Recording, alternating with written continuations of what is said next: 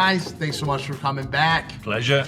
Guys, I hope all of you got to watch the amazing interview we got to have with Andrew and Angela Hughes last week. I will say this, if you haven't seen that, stop watching this right now. Just turn this off, go back, watch last week's, because we got to hear all about Angela and her encounter. And she was so gracious, she took the whole time to tell her story. And we asked him to come back so we can hear from Andrew and just hear about his story. So we wanted to do this. They were very kind and took some time out of their schedule to come back and do another episode with us. So guys, thank you so much. Pleasure. Really, Good fun. Appreciate it. So we kind of heard a lot about how Ange encountered God and like how that worked with the kids and how it impacted everything. And we just love everybody to hear from you. Like tell us your journey with God. Like I know you had mentioned last time that you were 17 and a half when you got saved. What? That's how he said it, 17 and a half. 17 and a half. So that's a very different, you have many more years being unsaved. But if you could just tell us a little bit about your journey. Yeah. I mean, unlike Ange, who got saved, excuse me, at a very young age, my journey was very, very different. Yeah. I got saved at 17 and a half. I mean, my life was just like, most kids in the town I came from. Yeah. I grew up, I was 10 years of age in 1977, which is important because that's when punk rock music exploded. In the year I was born. And good year. Yeah, very good year. Great year. So that kind of gripped me at that age and framed my world really through my teenage years. I loved the music, I loved the lifestyle and everything that went with it. My upbringing, I was an only child. My parents did a great job bringing me up. Very, blue-collar, working-class upbringing. As I said, I got into the lifestyle that came with that type of music, which meant for me, I was always in gangs or hanging around with people older than me, so I grew up really fast, between 12 and 17 and a half. Did a lot of things you shouldn't have done, which I don't talk a lot about. I don't, glory or romance in those things. But when I was 17 and a half, my life got impacted one night, just like every other night. It was a Tuesday or Wednesday night, midweek, it was wet. I was high and wandering around, and we turned up at this building to an event called, this is very creative, The Basement, because it was in a basement. Come on. And I thank God for this place.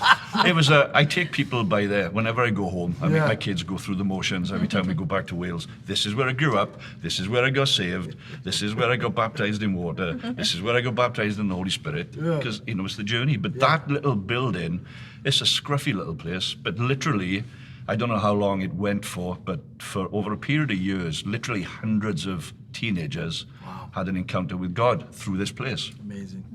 Anyway, I went in there one night and heard the gospel. It wasn't for the first time, but it was the first time I became acutely aware of what I was hearing. Instantly sobered up, whatever I was on that night. Heard the gospel and went away troubled in my heart because I thought, what's wrong with me? How come no one gave me? I didn't know the terminology then. No one made an appeal. I thought, no one gave me an invitation. God doesn't want me. And I was a tough kid. I grew up in different gangs and that lifestyle, and very hard. But internally, it was really bizarre. I just had this hunger for God. Very long story short, I went back a few times to a church that was connected to this place, and this is a true story. The night I got born again, I had to ask someone. I'm that guy in the Bible. What must I do to be saved? Because I remember leaving a meeting, I think it was the basement, and no one made an invitation. And I thought, God doesn't want me. And then I went back to this Pentecostal meeting. It was literally called the Bakehouse. It was a tin shed on top of a hill, literally. Wow. Yeah. So I turned up there and I thought, well, I ain't going. So I had to go and find someone and say, this thing. And the guy, and I'll never forget this as long as I live, I still know the guy now, he kind of sighed like I was inconveniencing his life. Like, I got to pray with someone else before we're done. But so I had to get through all that.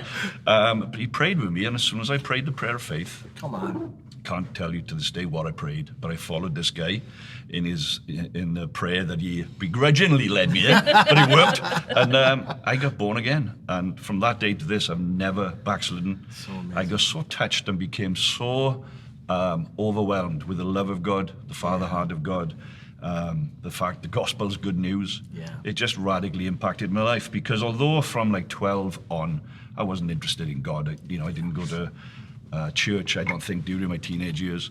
But I did grow up in a Roman Catholic church and a Roman Catholic background. And I know some phenomenal priests, nuns, people, have a great experience in that setting. For me, it wasn't that way. And I was an altar boy for 1 year. Wow. Yeah. Didn't stick for long. Punk rock hit, so that had to go. Yeah. You can't be a punk rocker and an altar boy. You know what I mean? They kind of don't go. But I never. This is the thing. I never. My impression, and again, this is my journey. Yeah. Everybody else's journeys, are different. But I never knew God growing up in all that. Even being an altar boy, wearing the cassock, the surplice, swinging the incense. I could do the whole thing, the holy water thing.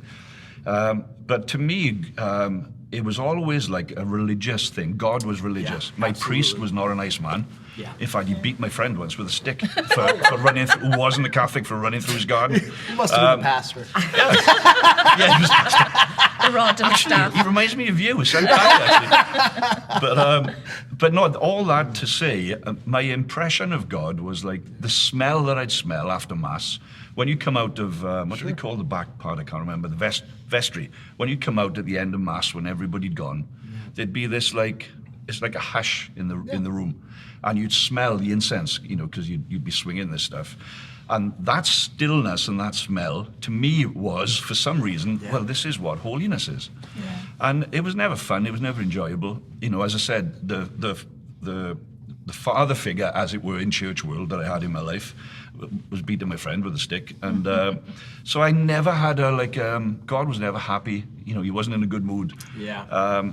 And again, no one forced that on me. It was just, that's how my image of God was formed through my upbringing. Right. Yeah. And you were forced to do things, having to go. You didn't get a choice. You were going, especially Christmas morning. You'd open your gifts and you'd have to go to Mass. Oh, wow. I know. So anyway, all that experience, never encountered God. But that night, for the first time, it's like all the lights went on. And I understood the gospel for the first time. Yeah. I did have an aunt who was a Christian, and I know she shared the gospel with me. And I did turn up at an outreach event that the church that Angela was a part of did when I was about 13. And so I went in with all my other, friends off the street. I think I was high that night too. And so I'd heard the gospel, but I can't remember ever registering it. Yeah. All I knew was, when I went, we both went to like a sixth form college when we were 17 in the town, from the schools, because we were in different schools. When we turned up at this college, I knew her because she knew my aunt. Okay. Yeah. And it's funny how you compute things. You wouldn't say this, but in your mind, this is how it goes. Yeah. And we'd be in college, and me and my friends would stand like all the other guys in the corridor, checking out all the women, or the girls going past, and commenting, on how we found their appearance. It's terrible, really. And this is true. I mean, we'd be very descriptive and vulgar, and say guys are. Yeah. But whenever she passed, I'd always say to my friends, and I had no reason to do this, but I always say, that's the type of girl I want to marry. Yeah. And I was totally miles from God. But it was something even back then that I knew, like the code. I knew she was a Christian. I couldn't tell you what it meant. Yeah. But basically, I knew she was a good girl. I was a bad boy. She's off limits, and I haven't got a chance. Yeah. So I didn't try. I kind of got the code, although I wasn't in the club yet. Yeah. And so funny. Yeah, I know, it's bizarre how you come up with these notions. So that was my world. But when I got 17 and a half, I got born again. Yeah. Radically, and didn't stop. Just got fired up for God. Within a year, I was on an evangelism program in Leeds, learning evangelizing all day, every day, door knocking. Not the funnest 9 months of my life, but it changed my life. And after Angela had done a similar program the year before me, and then we went to Bible school, then we church planted in the north of England, then we moved to Glasgow, where our boys were born, church planted up there. And we were up there for 9 years. Yeah. And then moved back to South Wales, which is where we both from, a town called Merthyr Tydfil, for 3.5 years before moving to Grand Rapids. 19 years ago. Nearly 19 years ago. 19 years ago. So we've been here. We thought we were going to come for like 3 to 5 years,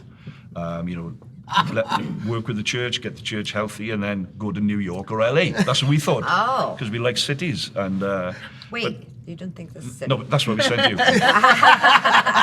We didn't go, so we had to send you guys to LA. You're welcome, by the way. Yeah, thank you. It's very kind. But no, the longer we've lived here, we just love Grand Rapids. Yeah. Brilliant city, brilliant place for bringing up kids. And we just fell in love with the people, fell in love with the place. So 19 years on, I'm not saying we'll never go anywhere else, but we Sure. don't have plans to. We're here until God would say, move here. We brought our kids up here. Now they're all back, which is great. They all went. That is amazing. And left. And, when you preach for years, which I do, kids are born to leave. 100%. You train them, you raise them, you're entrusted with them, but you've got to release them. When you preach that for years, it just sucks when it comes back round to your life when all three kids want to go in the same year, which is what happened That is to what us. happened, yeah. So we had one in Australia, 2 in the UK, and then we'd had a daughter-in-law at this time. So, but they're all back. Yes. That's amazing. Not through any manipulation or intercession from a mother, God answers prayer. So but they're back. And so we love the city. We love. That's being here. fantastic. And you can get everywhere really quick from here. So Everywhere out of here. Out of here. Yes. Very quickly. if you choose to, unless it's during COVID, then you're stuck. Then you're stuck, right? Yeah. So you get saved at 17. You And a half. and a half. And how long after that did you meet Anne? Yeah. Well, as I said, I knew her, and she Yeah. was off limits, and so I kind of, you have to play it cool. I kind of walk past her and go. Wouldn't even say anything. Wouldn't even grunt it. Did you know who he notice? was? yes, because when he referred to that coffee shop thing that we were doing as teenagers, he walked in with his friends. It was the first time I ever saw him, and his Aunt Frida lived in my street, and I've known her since I was a little girl, and she was like, she's a really in my opinion then as a teenager, a really holy woman. Sure. Really righteous. She's a deacon now, isn't she, in the Elim church she goes to, yeah. And I had a lot of respect for her. I really loved her. She was brilliant with me. She discipled me, right? Oh, wow. And so he comes in with all his cronies, and somebody nudged me and said, see that boy over there? That's Frida's nephew. I was like, no way. Frida's Miss Holy up here, and him, that yob, that lout that come off the streets down here somewhere. Liked what you saw, though, didn't you? I did like what I saw. And so that was the very first time I ever saw him. And then I think we were in college at the same time, and he's accurate. The both of us would go, and we'd pass each other in the corridor because of Frida. We had this common link of his Aunt Frida. Yeah. So we'd kind of do this nod thing. And then I started working. No, I was working. I had been working since I was 12 in a fruit and vegetable shop. They had an outdoor market thing. They had a warehouse. They had a shop, and the shop was literally around the corner from his house. So he started coming in on a Saturday. Yeah, I did. Yes. Yes. 3:30 every Saturday, he would buy 6 tangerines, and it would be. I didn't like tangerines that much. He would be. Can I have 6 tangerines, please? Yeah. 36 pence, please. Thank you. Bye. And then he'd leave. Same conversation every week. Can I have 6 tangerines, please? 36 pence, please, every week. But he would leave the shop, and I would run to the door and peep around the corner and watch him walk down the street. She shouldn't be doing that. No, listen, this is important. Because I thought he was really nice looking. Yeah. He was really cool, really trendy. Yeah. He had a definite style of dress. Yeah. He just stood out to me. Sure. And I liked him. Yeah. But there was absolutely no way on this planet was I ever going to go out with him. No way. Because I knew that my destiny was in God. I was very clear about it. Good. And so it's really funny because my 18th birthday was coming up, and I had a little party thing, and I found out that he'd become a Christian about the week before, and I was like, now I'm really interested. And so I said to his cousin, Frida's son, ask your cousin to come to my birthday party. Ask him to come. And he didn't. Neil, thanks, Neil. Yeah, Thanks, unbelievable, Neil. I know. And so anyway, you turned up at church then, didn't you, a few months later? He just walked into church one Sunday morning. And I remember I was on the worship team, so I was singing. And he walked through the door, I'm like, praise the Lord. Praise look good on it, that's all I can say. You know what I'm saying? Yeah. And then we went out we dated, and I think this is another important thing for people to know about us, is we dated for 2.5 years before we got married. So good. Because we have said we believe like in short engagements, which we do. So people say to us, well, how long were you engaged for then? And it's like, it was 3 months or something. Yeah. But they don't know that there's a backstory to that. 2.5 years of dating, though. Yeah. But 2 years were apart, weren't we? So I went on a team for 1 year. You went on a team for a year. You was just talking about. So we weren't even in the same town for 2 years. Wow. So basically, the year she went away, she moved like an hour away from Yeah. where we lived. Yeah. So every Sunday, I'd drive down after church, and we'd hang out every Sunday. And then I moved like 4 hours away, which was a train journey. You didn't have cars back then. And so we only saw each other once a month. Once a month then. And this is before, internet or anything electronic. We'd have to sit on the stairwell in the house and phone, or go to the phone box at the end of the street. And so that's what we do, and send mail. We Can you wrote to each believe other that? every single day. Every day we wrote to each Didn't other. post it every day, but we wrote something every day. Yeah. Listen, Sweet. I didn't write any letters. I'm sorry. You got the whole of next year. Just write the letter every single day, just to make up for it. You wrote it. Very kind. Very kind. So you guys did 2.5 years. I actually didn't. I did know that. But you But- forgot. No, what I thought was I knew you guys liked each other. I thought while you guys were apart, you weren't dating, and then when your class ended, you dated. That's what I always thought happened. So Okay. that helped me. I was like, oh, they were dating that whole time. Yeah. That's really cool. Yeah. It took me a while to ask Angela out. Like I said earlier, I didn't Yeah. understand the rules. Yeah. Right. So I came. This is an important story. I tell this story quite often if we talk to young adults Yeah. about the importance of being marrying right and being equally yoked. Yeah. And so I didn't get the rules, and Yeah. so I was very mindful they existed, and I didn't know them. So it took me a long time, even after we ended up in the church, before I'd ask Ange out, because I did have an experience with a Christian girl earlier on.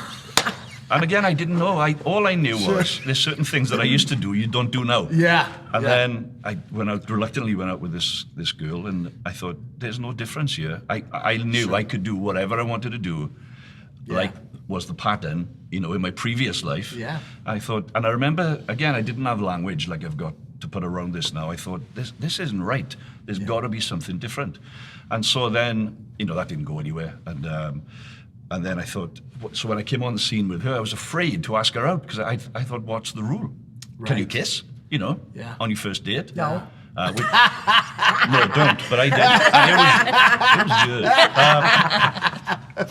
And so, but no, my point is, it's just so important Yeah. Yeah. that you marry right.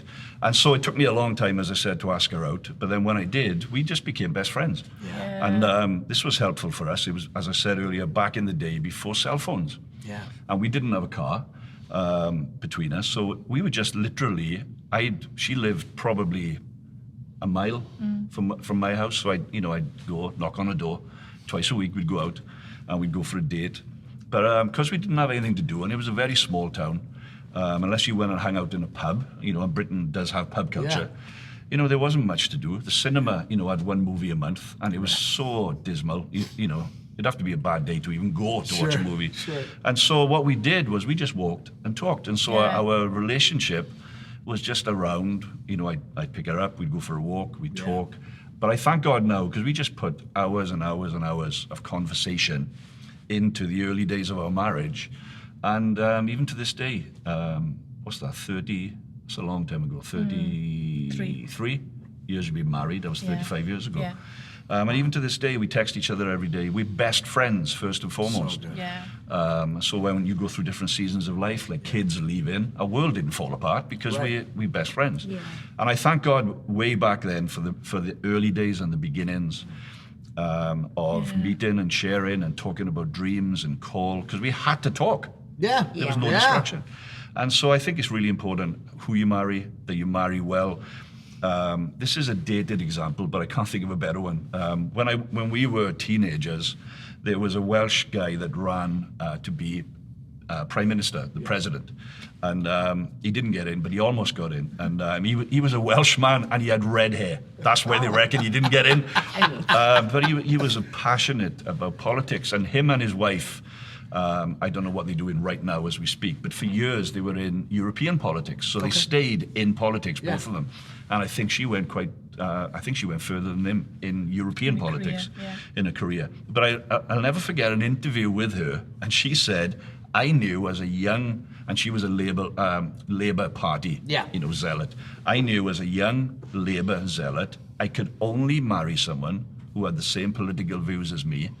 She didn't use the terminology equally yoked. Yeah. Right. And I've never forgotten that. I mean, I know what the Bible says about it, but it wasn't the Bible so much. It was... She had a revelation, that makes perfect sense, yeah. Why would you marry someone that's not on the same path as you? Absolutely, yeah. And so when the Bible talks about not being unequally yoked, it means lots of things. But one thing it means, and I think this is particularly true in relationships, and it's not just whether you're saved and the person isn't. I don't believe it just means that. Right. But you've got to be on the same call, the same pattern. And so those early days for us, walk in without a car and without a phone, we just talked and had passions and shared things. And as I said, this is a foundation we work off today. But being equally yoked at an early age really helped us, because we've been literally all over the world, church planting. We had kids, we take them to the meetings, they crawl into the chairs, they'd help us pack up at the end. We've just been full in, as a family on everything we've done. And that could not have happened the way that it did for us, and I know this is true for you and your family, if we hadn't been on the same path, agreed, we were sold out for, everything for the King and the kingdom. And that stuff's really helped us on all the adventures we've been on over the years, and it's been fun. Yeah, it's been good. That's amazing. That's amazing. So you guys, you moved here to lead the church, right? And so you're moving from, I just want to make sure I understand this right, you're moving from Wales. Yep. So Wales is a pretty small town. The town we were in was about 66,000. Okay. And so you come to Caledonia. So what was like... Which is 6,000. Right, which is 6,000. Right? No, we came to Middleville. Right, Middleville. That's right. Yeah. And so you guys come here, like, what was... Like, that had to be a real shock. Like, how old were your kids?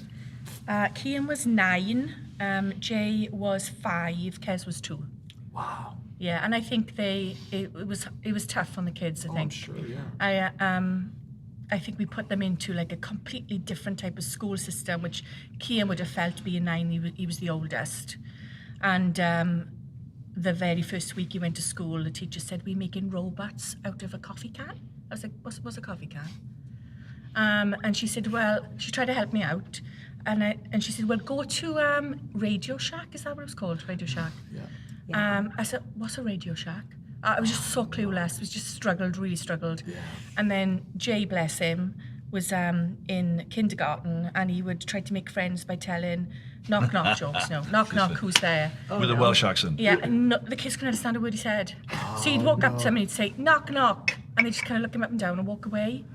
And just little things like that every day it had to be something like 3 or 4 months. Every single day, Jay asked, could he go to see his nan and grandpa? Every day. And trying to, not understanding they're an ocean away, they're not understanding distance or country. And I remember once, Kez, she was a little bit older, maybe 3 or 4, just saying, do we live in America? Having, this move was big. It was really big for our kids. Yeah. And the culture was different, and I remember once I did everything wrong. Everything you could do wrong, I did wrong.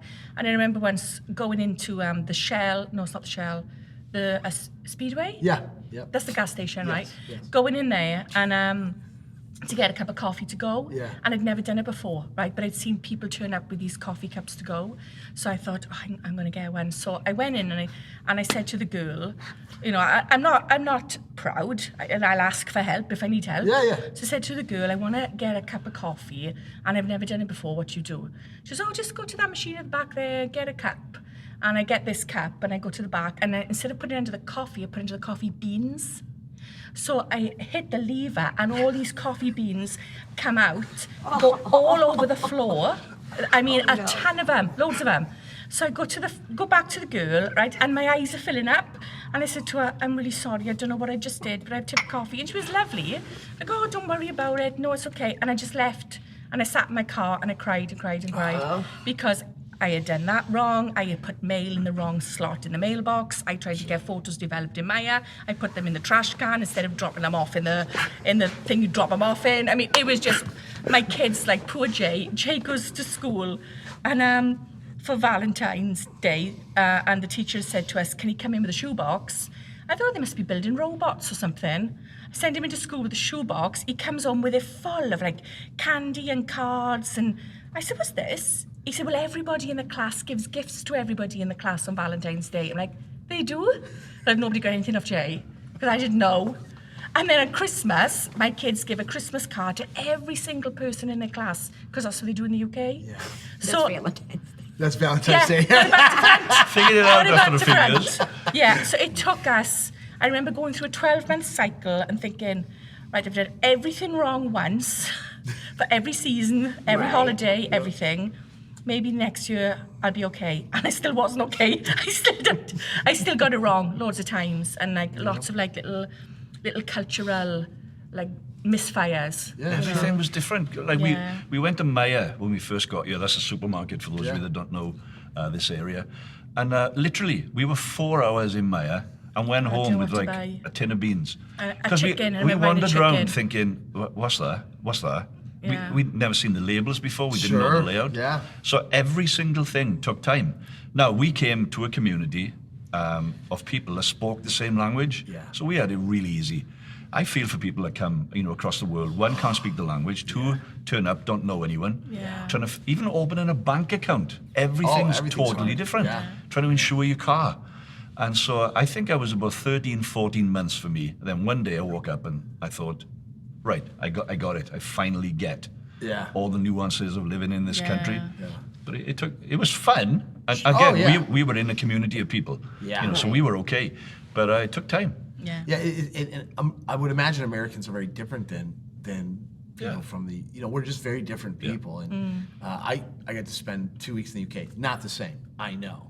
But in the 2 weeks I was there, I thought, this is crazy different. I wouldn't know. This is crazy. I've never been to the UK. Oh, here we go. Listen. One day, man, one day. Yeah. But it was shocking to me, the difference. And that was probably when it dawned on me, just even a little bit of this must have been really crazy for, it's very different. And I thought I would get everything wrong in this country. Yeah. And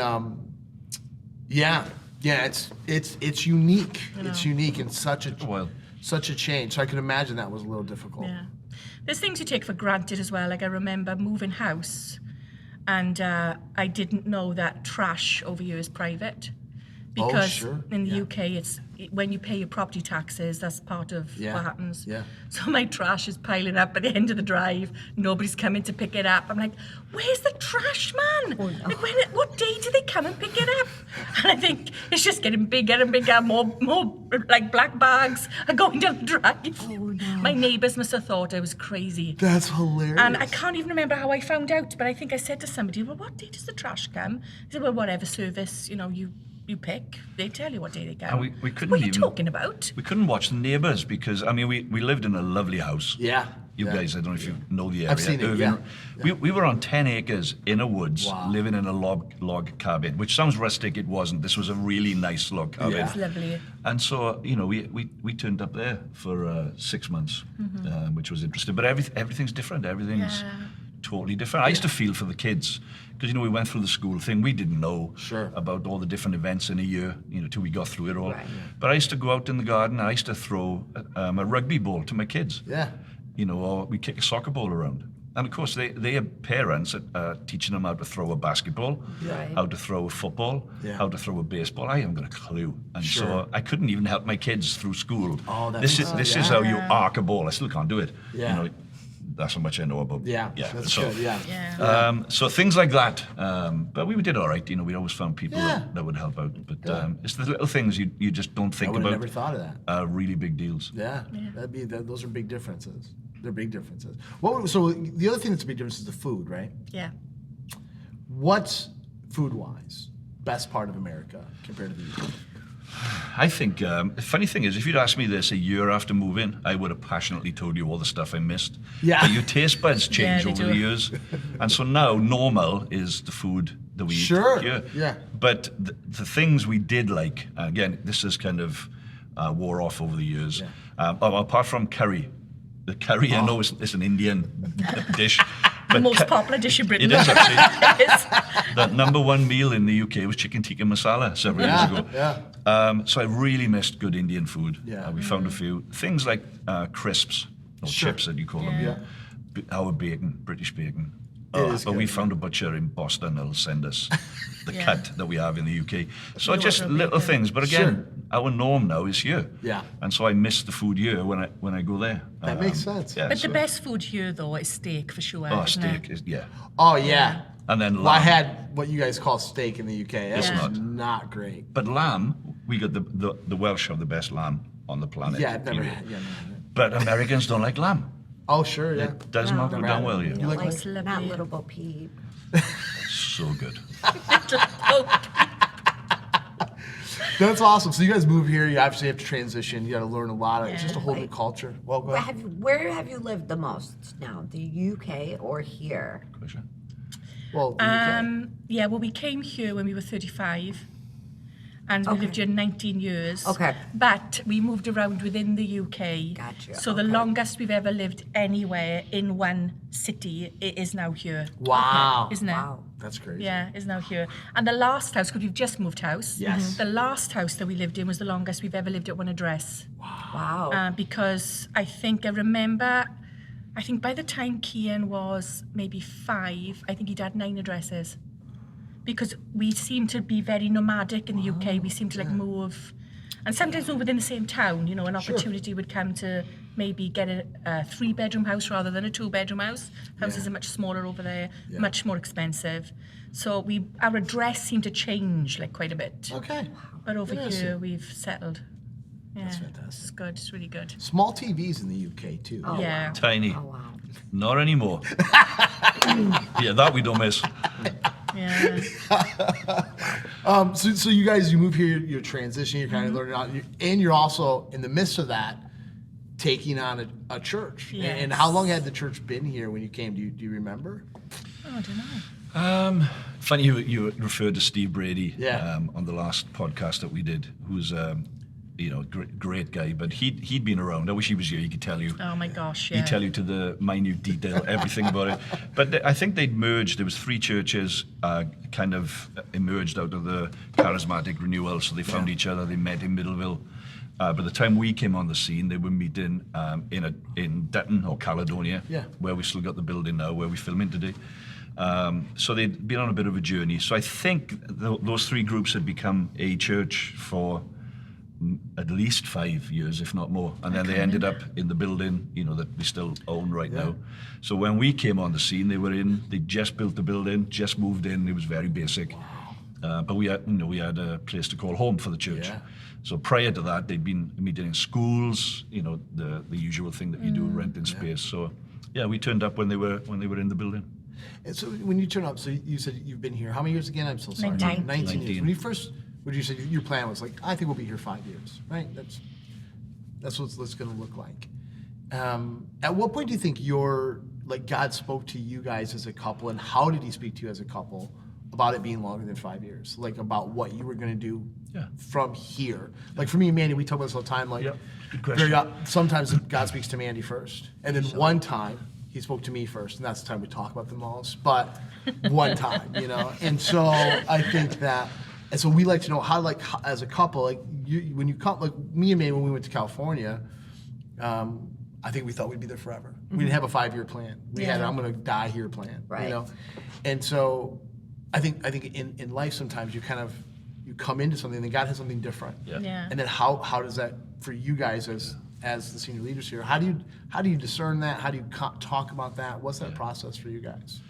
I think it's interesting. Again, Ange referenced the fact we'd moved a lot. But again, please, those of you that know us, know this about us. Whenever we go somewhere, we act, pray, live, and give. Absolutely. Like we are here forever. Yeah. And once or twice, God has spoken to us when we've gone into a situation and say, work like you stay in, pray like you stay in, give like you stay in, but you're only going to be here for a period of time. We didn't have that coming here. Sure. But what we did feel, we were part of a network of churches, and this church had its own journey. and the apostolic ministry that kind of covered and oversaw the churches that we were a part of had based here, and pretty much got a hold of the church, put some really good foundations in, and got the church, on track for where it needed to go. So they'd done that, and then they'd asked us to come in. So when we came in, I was very aware that we would come in. When I say me, obviously it's both of us. That we would come in to take on a church that needed direction. It needed what we had in our gift mix, and it needed to become healthy. It needed to become outward looking, and we needed to attract young people. Right. So we figured we've got a job to do. We knew what we needed to do, and we knew it wouldn't happen overnight. Yeah. And so, we thought we'll come, we'll work. But at the back of my mind, we were always going to get this church healthy, put good foundations in, but we were going to give it to somebody else. Yeah. Or we were going to give it, please understand my terminology here, we were going to give it back to the apostle that oversaw it, if someone else was coming through or someone else was going to take it. Because we thought our job would be get the church healthy, turned around, and then we're going to go and pioneer again. Yeah. And it didn't turn out that way. So what happened with us was the longer we were here, and again, I talked all this through with Kerry Jones, I started wanting to do things in the church that were clearly in our heart, my heart. Yeah. Things that God had personally called me to do. And then I hit a point about 2.5, 3 years in where I thought, if I'm going to outwork what's in my heart, I need to have a chat with, Kerry to see. He might not want that put in the church. Sure. 2.5 years down the road, we go in, and then we got to rip our vision out. So you don't do that. Yeah. But again, long story short, he said, no, put yourself in. This is your house work, develop it, which is when we started church planting, outreaching, and just going for it in terms of, the apostolic nature of the church, reaching out and doing projects and planting, etc. So it kind of, I know it's a long answer to your question, but they kind of all go together on our journey.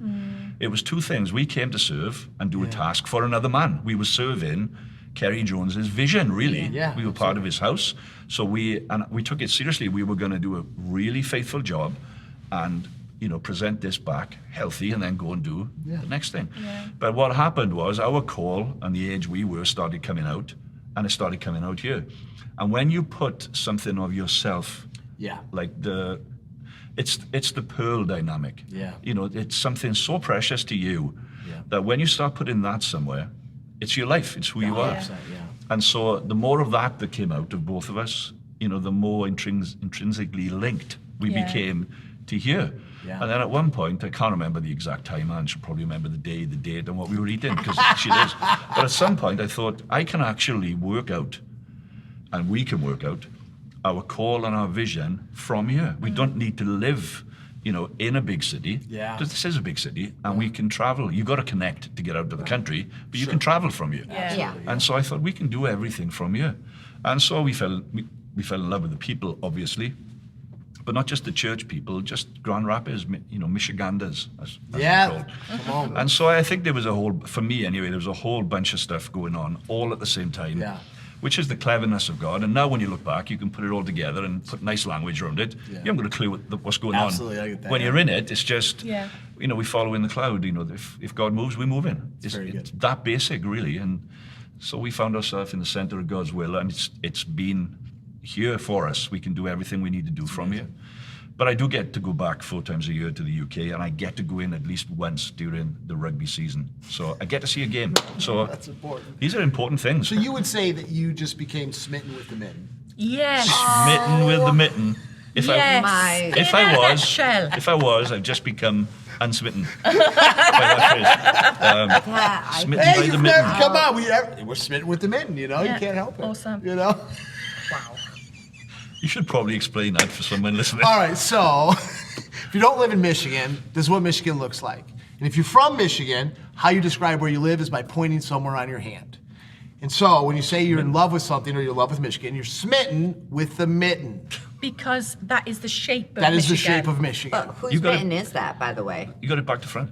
It's the other hand, isn't it? No. Yeah. It's this way. Yep. Whose mitten, though, is this based upon? Does anybody know? The Lower Peninsula, is that where you're going? I wish I with the hadn't. mitten I part. wish I hadn't asked for explanation now. Paul Bunyan lost his mitten, and that's what here in Michigan. That's why Michigan's shaped like a mitten. Did not know that. There you are. There you go. You're History. all You're welcome. Lesson. Wow. Thanks, man. Paul You're Bunyan, welcome. we won't go there. That'd be another lesson in history. Is that true? Yeah, 100%. I am shocked by that story. That's amazing. Way to pay attention in school. What's up? Good I job. actually learned it on the cookie cake off. Or bake off, but whatever. Oh, that's great. That's really funny. Yeah. That's great. Sorry, I totally lost track of what I was saying. That's really funny. So you start pouring out part of what God has for you guys here, and you're just kind of on this journey of pouring into young people, church planning, going after the things of God, changing lives, seeing salvations, all these things that All the things. just kind of encompasses who you guys are, right? And I think all of us in the church and anyone who's around you sees like what you're doing in the world. Yeah. I want to know, how do you navigate that and navigate being a husband, being a dad? Like how do you keep the first things first in your life? Yeah. I think everybody sees all this stuff that happens around you, but how do you maintain your relationships, your friendships, and your It's a good your family question. life? Everybody's wired differently. Yeah. We have a communication tool that we use in the church called life languages. Yeah. So I'm number one, a mover. Yeah. So I'm active. So really, in life, some things you got to work at, other things, it's like as if God helped you with them. Yeah. They Yeah. come naturally. I think this comes natural to me, and I sit down and think about it, and I find it difficult, to break it down, because the way I live, I enjoy everything I do, and I'm passionate about everything I do. So, it's like I said earlier, I've never backslidden. Sure. Not for one day, because I fell in. I'm going to cry again. What is it? Sit down on shows with you. I fell in love with Jesus. I never fell out. When I met Ange, I told you I liked her before I even knew it was an option to date her. Yeah. Same thing. Never committed adultery. It's not even a thought, because I'm totally devoted and mad. When my kids were born, all three of them, and my grandkids the same. You look at them and you think, it's a responsibility, but it's just a joy, and I love what I do. Yeah.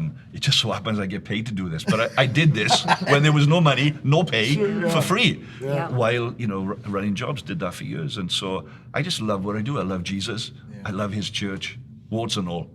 But no, I do is Christ's body in the earth. Yeah. I love the idea of the kingdom, God's rule on earth. Yeah. I love my wife. I love hanging out with her. I love my kids, and so there's other things I've got to work at. But this is one area, for me. Everything I do, it's like I'm in the middle of it, and I love it. Yeah. So it's not a chore. I am going to make myself get up in the morning. Yeah.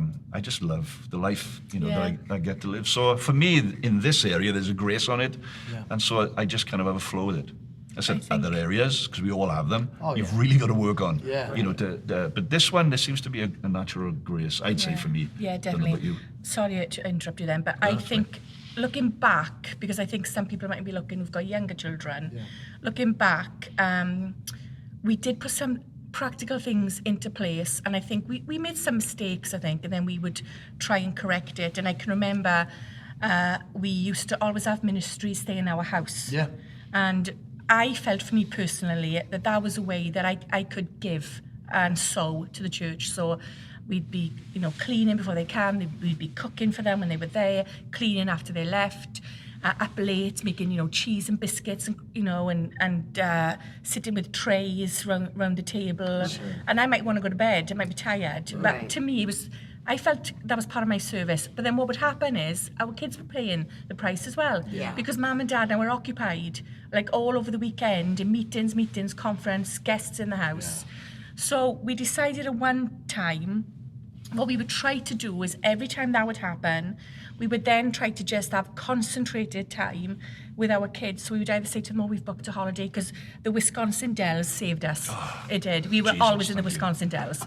Like, listen, we've booked a holiday, something to look forward to. Yeah. Or we'd have family night on a Friday night or something. And I don't even know if the kids can remember now, but we would try and make sure that they felt that this is our call. It's not just our job or our life. This is our call. But you are in the call with us. Yeah. And God did speak to us when we lived in the UK about coming to America. And he said to me, I'm calling the 5 of you. Yeah. Which is now is not surprising that our children are all back in Michigan. Right. And that they're all serving the Lord, because it wasn't just he called me and Andrew and we dragged our 3 kids with us. Right. He called the 5 of you. And I feel that about your family as well. Oh, Your yeah. family's like that, aren't you? 100%, yeah. Because when you guys went to California, your kids were totally on board, weren't they? Yes. And they were totally on board coming back. Well, you They know, were on board. They were on board. Not as on board. They weren't as on board. You know, we did. We asked in both journeys we did as a family. Say, listen, this is not. It's the same thing, right? And you know, this is not what me and Mom are doing. This is what God's called us to as a family. So it means we all have to hear from. We all have to pray. We all have to know what God's called each of us to do as a family. We would. This is the Gibsons' purpose here. Yeah. And so going to California is really simple. You know, everybody's like, yeah, you came. Like they knew, but they genuinely knew it was from God. So when we had hard times there, the kids weren't shaken. Does that make sense? Yeah. They just weren't shaken. Yeah, that's really good. So, and I think when we came back to Michigan, they did hear from God, but that was much more of a sacrifice for them. Yeah. And the trials that they encountered, you know, Austin, you know, his time in high school in California was vastly different than it was here. Yeah. And that was hard for him, you Yeah. know, but he still had heard from God we were supposed to be here. And so that got him through, you know, and so and I think we gleaned that from you guys. I remember you guys telling us, I don't know, you probably don't remember this. Before we moved to California, we sat in your living room. Yeah. And do you remember that? We were all hanging out and talking, and Mandy asked you to give her some advice, right? Because we were curious about, like, how do we just protect our family, you know? And you told Mandy do you remember what you told Mandy by chance? Nope. Do you remember what you told I her? hope this is going to be good. That was pretty good. You said to be Karl's biggest cheerleader. Oh, I do remember that. Yeah. And she was... I do. So, yeah. So she said that, and then you talked about and then you talked about also helping the kids be the cheerleader, and then teaching the kids to be the cheerleader, and then let Karl be the cheerleader. It was this whole thing about cheerleading. Yeah. And all I thought about was cheerleading. Like, do I have to buy Mandy an outfit? Like, how's that, you know? Right, yep. I knew exactly. That's what I thought. But it was like this big moment. But we were having this conversation, and the one thing you guys said when you were sitting down talking with us is it is your family that's going, and that was just always like how we lived it. We thought we thought that was the rule. Yeah. Like, if God doesn't just call Mandy or just call Karl, he calls the whole family. He calls the family. He does. I actually do remember that conversation now, because, and like, I'm sure you've got lots to say on this, man, being married to a leader. But when you are married to a leader, you see how much discouragement, criticism, and attack comes their way. Oh, and for it sure. far, far, far outweighs any tiny little sliver of encouragement or, you know, or thankfulness or anything, you know. And so the last thing that a leader needs is coming home to a wife that's like, well, you preached too long today, and you didn't say this, and you didn't say that, and like that cheerleading. Yeah. And I know. And I do think, too, for kids, there's such the standard for leaders' kids, right? That somehow they're never supposed to be naughty, or do you know what I mean? They're supposed to act a certain way. Yeah. And even if they do the slightest thing wrong, it's this huge thing. And I think you have to be your kids' cheerleaders as well. Definitely. Because there's more pressure on them, too, than I think what we realize as well. So. I know. I think that your children do not belong to the church. No. They're not the church's children. They're your children. Yeah. And they've got as much right to run around the room screaming like all the other kids are doing. I agree. Yeah. None of them should be doing it. Well. None of them. But if the other kids are doing it, okay. nobody's allowed to point a finger at your kid and say, Right. you know, your kid's being naughty right now, because I've had quite a lot of that Yeah. in my time. Yes. And I don't know why, because my kids are angels. Oh, they are. Absolutely Mine angels. too. Oh, yeah. I never once. I mean, I don't remember anything that Kean ever did wrong. Anyways. Yeah. But I think that part of how you guys lived and how you connected with your family was such a huge influence in our church, in how people. But I think it's also something that a lot of young leaders try to figure out how to navigate. You know, For sure. And for us, it was super helpful to know the things you said. I remember Andrew said this one time. I hope he remembers this. I don't know if he does, but someone standing around us, doesn't matter who, said to their kid, "We're Christians, don't act that way." And Andrew said, just kind of, it just came out of him. I don't know if he meant to say it or if it was a slip up, but he just said, "Well, Christians sometimes do act that way." Yeah. And I thought, oh, that's good to know. Yeah. Right? And we were right back here when it happened. We were just sitting there, and one of my kids had brought a friend, and Andrew said that, and he just like, "Sometimes Christians do act that way," and he kind of ha and locked off. But for me, it was like this passing, fleeting moment. But I thought, oh yeah, we don't have to pretend. Like sometimes Christians do run around and jump on a wall, and know sometimes we do kick a ball into something, and like it was just reassuring, you know. And so that was always something I just took away from you guys. That was brilliant. I know. I think your children, if you're leaders, your children should be blessed because you've given your life. Absolutely. I remember once Totally being believe in a meeting in the Point Holland actually, and there was somebody was leading over there at that time, and they had a teenage son. Yeah. And they got up and they had done some sort of like giveaway, and there was a gift card for something, and they pulled the name out of a hat or however they did it, and their son won, and he's like about 13, you know, and he comes running down, he's so excited, and they go, "Oh, sorry, like, you know, obviously you can't have that." Because, like, you know, they felt awkward. He looked like a fix, their own child. And I was like, no way. There's no way any child of ours, leaders' kids, can sit there and think, I've now been punished because my parents are in leadership. Like, he won that fair and square. You better give it to him right now. And I made sure he got that gift certificate. Good job. Thank you. Yeah, good job. I know. So I think children of leaders really, I think, like God speaks to us, doesn't he, about whatever you sow, you will reap. When you pour out your life, Come on. there has to be some sort of reaping there. Yeah.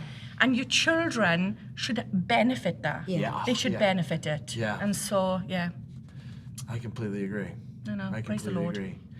I think it's one of the joys of our lives is that because of how we live their lives, our kids get to walk in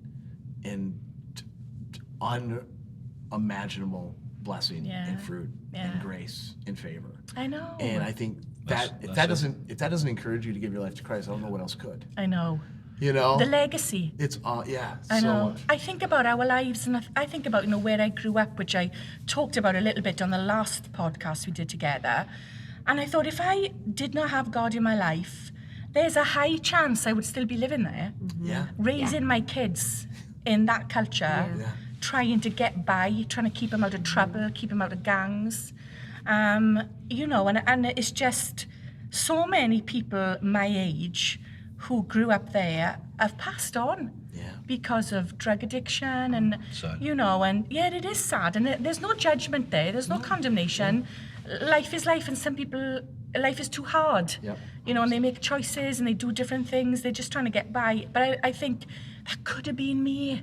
You know, it could have been me, but it isn't, because God came into my life in such a way and directed my path very specifically, and as a result my children have followed down that path exactly like yours, exactly like every born again believer. Absolutely. I always remember Joyce Meyer saying something about one of her kids, because she had a terrible upbringing, most people know her story. One of her kids said to her, "I'm going to say something to you now and I think I'm going to cry." And it was her son, and he said, "Thank you for choosing Jesus, thank you for choosing this life, because you've changed my life." And I think that's why whenever I talk about getting saved, I often talk about my dad, because he chose the Lord. It changed my life. So good. Because we chose the Lord, it's changed our children's lives, and now we've got grandchildren. And those grandkids, you know, are walking in the ways of the Lord. I think we mentioned this last time as well. Ella, who's 4, is like an evangelist. She came home yesterday from school. I said, "What did you do at school today?" "I just talked to everybody about church." that's just her way of trying to gossip the gospel as a 4-year-old So and tell good. people about Jesus. I think she's gathered them all together and I love that. told them about Jesus. I love that. Yeah, I know. I think what you say is 100% true, but I think also there are people in the church that you guys came to, right, that you have now changed their legacy because of your obedience of coming here and just being obedient to what God has asked you. Yeah.